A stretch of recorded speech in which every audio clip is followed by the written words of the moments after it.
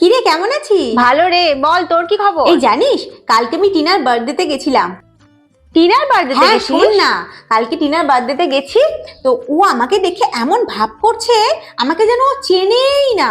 হ্যাঁ আমি চেঁচে পড়ে ওর সাথে কথা বলতে গেলাম আর ও তাহলে শোন, ও তো ওই রকম টাইপেরই মেয়ে। আমি একদিন ওর বাড়িতে গেছিলাম, আমাকে তো ঢুকতে বলেইনি, বসতেও পর্যন্ত বলেনি, এমন আচ্ছা। অসভ্য।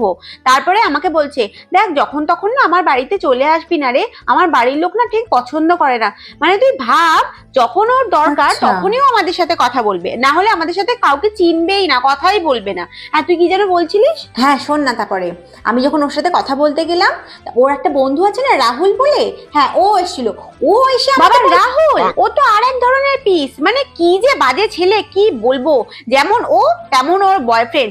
আমার সঙ্গে যখন কলেজে পড়তো সারাক্ষণ আমার পিছনে ফ্লার্ট করে বেড়াতো, শুধু আমি বলে নয়, আরো আমি একদম কথা বলে যেমন কথা বলে না, আচ্ছা যেমন মুখ দেখি কথা বলে একদম তুই কথা বলে তারপরে আরো অনেক কিছু আছে আমি তুই বলি মানে কি বলবো যেটা রাস্তায় ঘেসে মেরে দিয়ে কোটি করে যেমন সুন্দর ড্রেস এখন। হ্যাঁ তুই কি যেন একটা বলছিলিস তুই? না রে আমি কিছু বলছিলাম না, আমার যেটা মনে পড়ছিল এখন আর মনে পড়ছে না, পরে যখন মনে পড়বে তখন বলবো। হ্যাঁ ঠিক আছে, রাখি, টাটা, বাই।